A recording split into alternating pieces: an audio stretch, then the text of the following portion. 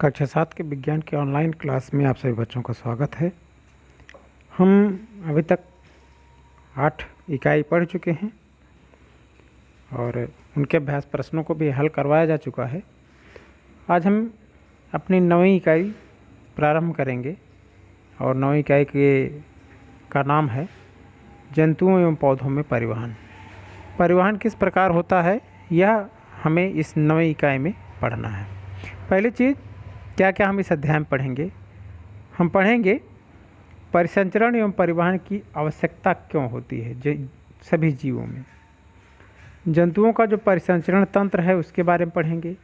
रक्त क्या होता है, रक्त वर्ग किसे कहते हैं, रक्त वाहिनियाँ क्या होती हैं, हृदय क्या चीज़ है, हृदय स्पंदन क्या होता है, रक्त आधान और ब्लड बैंक, इन सब चीज़ों के बारे में हमें इस इकाई में पढ़ना है।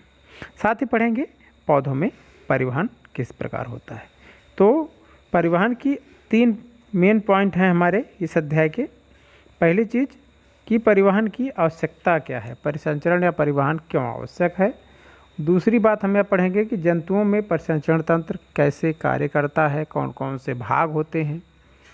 और तीसरा पॉइंट होगा हमारा पौधों में परिवहन किन किन ऊतकों के द्वारा होता है, किन भागों द्वारा होता है, जाइलम और फ्लोएम के द्वारा कैसे पौधों का परिवहन तंत्र कार्य करता है। तो पहला पॉइंट है कि परिसंचरण की या परिवहन की आवश्यकता क्या है। अगर हम सांस लेते हैं तो जो ऑक्सीजन गैस हमारे शरीर में प्रवेश करती है वह प्रत्येक कोशिका तक कैसे पहुंच जाती है। बाहर से जब भी ऑक्सीजन शरीर के भीतर जाती है तो वह फेफड़े की दीवार में स्थित रक्तवाहिनियों में, फेफड़े की दीवार में जो रक्तवाहिनियाँ होती हैं उनमें अवशोषित हो जाती है और अवशोषित होने के बाद शरीर की प्रत्येक जीवित कोशिका तक पहुंचा दी जाती है। ऑक्सीजन की उपस्थिति में सभी कोशिकाओं में भोजन का जारण होता है जिससे ऊर्जा उत्पन्न होती है और भोजन के जारण के उपरांत कार्बन डाइऑक्साइड गैस बनती है और वह पुनः जो है उसी रक्त के माध्यम से ही वापस फेफड़ों तक आ जाती है और फिर फेफड़ों से बाहरी वायुमंडल में चली जाती है। तो शरीर में जो भी भोज्य पदार्थ हैं, ऑक्सीजन हैं, गैसें हैं, जो भी रासायनिक पदार्थ हैं, उनका पूरे शरीर में परिवहन करने के लिए हमें परिसंचरण तंत्र की या एक परिवहन तंत्र की आवश्यकता शरीर में होती है। इसीलिए सभी जीवों में परिसंचरण या परिवहन तंत्र पाया जाता है। अगला पॉइंट है कि मनुष्य का परिसंचरण तंत्र कैसे कार्य करता है। मनुष्य के परिसंचरण तंत्र में कुल जो मुख्य भाग हैं, हृदय होता है, रुधिर या रक्त होता है, रक्त वाहिनियाँ होती हैं और इन तीनों चीज़ों से मिल करके रुधिर वाहिनियाँ और हृदय, इन तीनों से मिल करके मानव के परिसंचरण तंत्र का निर्माण होता है। तो एक एक चीज़ के बारे में अध्ययन करेंगे। पहले देखते हैं हृदय। हृदय क्या है, कैसे बना होता है, कैसे कार्य करता है, यह हमें इसमें देखना है। मनुष्य का जो हृदय है वह गुलाबी रंग का एक तिकोना आकार का पेशीय अंग होता है जिसका आकार हमारी बंद मुट्ठी के बराबर होता है। यह हमारी जो सीने के नीचे की गुहा है जिसे वक्ष गुहा कहते हैं, उस वक्ष गुहा में बाईं तरफ स्थित रहता है। मनुष्य के हृदय में 4 खाने बने होते हैं जिन्हें कोष्ठक कहे जाते हैं या 4 कक्ष पाए जाते हैं। 2 कक्ष ऊपरी भाग में जिन्हें आलिंद तथा 2 कक्ष निचले भाग में होते हैं जिन्हें निलय कहते हैं। हृदय के दाएं भाग मतलब दायां आलिंद और दायां निलय, जो दायां हिस्सा होता है, अगर हम हृदय को दाएं बाएं भाग में बांटें, वैसे तो अंदर से 4 खाने में बंटा होता है, 2 आलिंद ऊपर वाले, 2 नीचे वाले निलय। लेकिन अगर हम दाएं बाएं भाग में बांटें तो जो दायां भाग होता है उसमें एक आलिंद होगा दायां आलिंद और एक निलय होगा दायां निलय। उसमें दाएं भाग में कार्बन डाइऑक्साइड युक्त रक्त और जो बायां भाग होता है, मतलब बायां आलिंद और बायां निलय, उसमें ऑक्सीजन युक्त रक्त बहता है। तो एक चीज़ दिमाग में बैठा लीजिए कि हृदय के दाएं हिस्से में कार्बन डाइऑक्साइड युक्त रक्त बहता है और बाएं हिस्से में ऑक्सीजन युक्त रक्त बहता है। दोनों आलिंद व दोनों निलय लयबद्ध तरीके से संकुचित होते हैं, सिकुड़ते हैं और फैलते हैं। इस सिकुड़ने या फैलने की क्रिया को सिकुड़ने की क्रिया को संकुचन कहते हैं और हृदय के कोष्ठकों के फैलने की क्रिया को शिथिलन कहते हैं। इसी सिकुड़ने और फैलने के कारण हृदय से हमें धक धक की जो आवाज़ सुनाई देती है, इसी संकुचन और शिथिलन के कारण ही सुनाई देती है। यह जो क्रिया होती है संकुचन और शिथिलन की, इस क्रिया को हम हृदय स्पंदन या हृदय का धड़कना या धड़कन कहते हैं। हमारे स्वस्थ शरीर में सामान्यतः 1 मिनट में लगभग या 72 बार संकुचित होता है या 72 बार हृदय हमारा जो है वह स्पंदन करता है।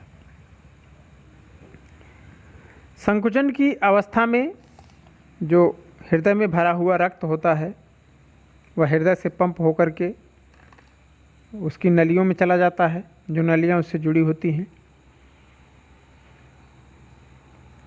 और जब शिथिलन की अवस्था होती है तो हृदय में वापस उन नलियों से रक्त कुछ वापस आ जाता है।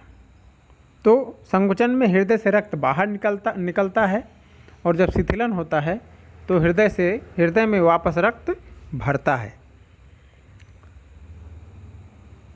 हृदय में जो रक्त है वह शरीर के विभिन्न भागों से जिन नलिकाओं द्वारा वापस आता है, 2 तरह की नलिकाएं होती हैं। एक रक्त को हृदय से पूरे शरीर में फैलाती हैं और दूसरी होती हैं कि वह पूरे शरीर से इकट्ठा करके रक्त फिर वापस हृदय में लाके भर देती हैं। तो जो नलिकाएं पूरे शरीर से रक्त इकट्ठा करके हृदय को वापस लाती हैं उन्हें शिरा कहते हैं, और वह नलिकाएं जो कि हृदय में भरा हुआ रक्त पूरे शरीर को फैलाती हैं उन नलिकाओं को धमनी कहते हैं। इसी धमनी के द्वारा पूरा रक्त शरीर के विभिन्न भागों में पहुंचता है। शरीर के विभिन्न भागों से जो कार्बन डाइऑक्साइड युक्त रक्त होता है, मतलब अशुद्ध रक्त जिसे हम कहते हैं, वह शिराओं द्वारा हृदय के दाएं आलिंद में लाया जाता है।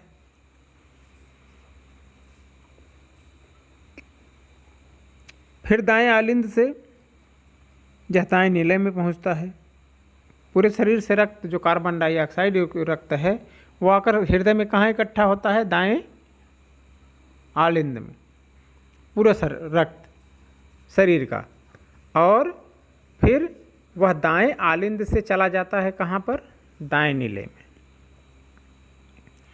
फिर दाएं निलय से यह रक्त जो कार्बन डाइऑक्साइड युक्त रक्त है यह फेफड़ों में भेज दिया जाता है और फेफड़ों में पहुंचने के बाद इसमें कार्बन डाइऑक्साइड और ऑक्सीजन का आदान प्रदान होता है, जिससे यह ऑक्सीजन युक्त जो है रुधिर, फिर जो कार्बन डाइऑक्साइड युक्त रुधिर था वो फेफड़े में पहुंचने के बाद वो ऑक्सीजन से बदल गया, कार्बन डाइऑक्साइड बाहर निकल गई और उसमें से जो है ऑक्सीजन उसमें वापस अवशोषित हो गई। तो इस स्थिति में वह ऑक्सीजन युक्त रुधिर जो है वह जो सिरा है, फुफ्फुस सिरा जिसे कहते हैं, उसके द्वारा हृदय के बाएं आलिंद में लाया जाता है और बाएं आलिंद से बाएं नीले में जाता है।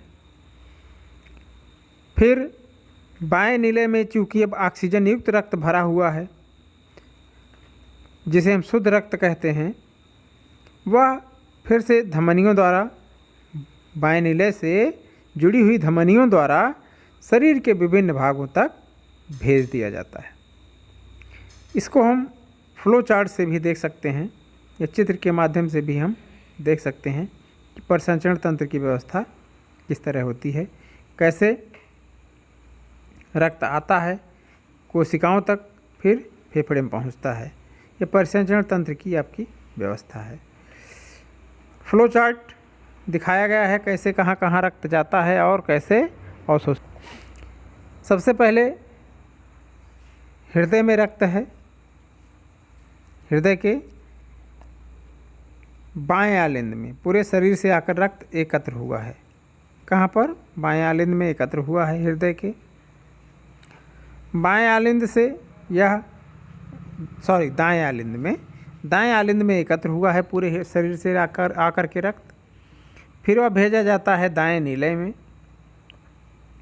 दायां नीले इस कार्बन डाइऑक्साइड युक्त रक्त को फेफड़े में भेज देता है, जहाँ पर यह ऑक्सीजन युक्त हो जाता है। ऑक्सीजन युक्त रक्त जो है वह फेफड़ा बाएं आलिंद को भेज देता है और बायां आलिंद फिर बाएं नीले को यह रक्त ट्रांसफ़र कर देता है, भेज देता है। और बायां नीले इस ऑक्सीजन युक्त रक्त को फिर से पूरे शरीर के विभिन्न भागों या अंगों की कोशिकाओं तक पहुंचा देता है। तो यह फ्लो चार्ट आप स्क्रीनशॉट लेकर के इसको बार बार समझने की कोशिश करें कि हमारे शरीर में किस तरह रक्त दौड़ता है, कहाँ जाता है, कैसे कैसे फैला हुआ होता है। तो यह चीज़ें परिसंचरण की क्रियाएं होती हैं। शरीर में हमने यह देखा कि जो धमनियाँ होती हैं वह ऑक्सीजन युक्त रक्त लेकर के पूरे शरीर में पहुंचाती हैं, और जो शिराएँ होती हैं वह कार्बन डाइऑक्साइड युक्त रक्त पूरे शरीर से एकत्र करके वापस फिर से हृदय के दाएं आलिंद में लाकर एकत्र करती हैं। लेकिन अपवाद स्वरूप दो ऐसी धमनियाँ और शिराएँ हैं जिनमें उनकी प्रवृत्ति के विपरीत रक्त बहता है। धमनियों में ऑक्सीजन युक्त रक्त बहता है और शिराओं में कार्बन डाइऑक्साइड युक्त रक्त बहता है। यह उनकी सामान्य प्रवृत्ति है। लेकिन इसके उल्टे प्रवृत्ति की दो धमनियाँ और एक धमनी और एक शिरा पाई जाती है, जिसमें इसका उल्टा होता है। शरीर में फुफ्फुस या पल्मोनरी धमनी जो है उसमें कार्बन डाइऑक्साइड युक्त रुधिर बहता है, और जो फुफ्फुस शिरा होती है या पल्मोनरी शिरा होती है उसमें ऑक्सीजन युक्त रुधिर बहता है। यह बहुत ही इम्पॉर्टेंट है, इसको याद रखने की ज़रूरत है कि यह अपनी प्रवृत्ति के विरुद्ध, जैसे धमनियाँ ऑक्सीजन युक्त रक्त पूरे शरीर में पहुंचाती हैं, लेकिन फुफ्फुस धमनी जो है या पल्मोनरी धमनी वह कार्बन डाइऑक्साइड युक्त रुधिर फेफड़े को पहुंचाती है। वहीं पूरे शरीर से जो शिराएँ हैं वह कार्बन डाइऑक्साइड युक्त रुधिर लाकर पहुंचाती हैं, और फिर जो पल्मोनरी शिरा है वह ऑक्सीजन युक्त रुधिर वापस हृदय को लाती है। तो यह ध्यान रखना है। हम अगर अपने सीने में बाईं तरफ हाथ रखें तो हमें हृदय स्पंदन की धड़कनों को हम आसानी से महसूस कर सकते हैं। जब आप डॉक्टर के पास जाते हैं तो वह आपके हृदय के जो धड़कन है उसको मापने के लिए आला लगाता है, जिसे उस आले को जो है, जो चिकित्सा विज्ञान की भाषा में स्टेथोस्कोप नामक यंत्र कहा जाता है। आला क्या है? स्टेथोस्कोप यंत्र है, जिससे हमारे हृदय की धड़कनों को चिकित्सक या डॉक्टर महसूस करता है, उसको काउंट करता है। तो यह थी आज की क्लास। इसमें कोई भी चीज़ आपको समझ में नहीं आई है तो आप उसको दोबारा पूछ सकते हैं। बाकी आपसे मिलेंगे अगली क्लास में। तब तक आप घर पे रहें, पढ़ते रहें। शुभकामनाएं।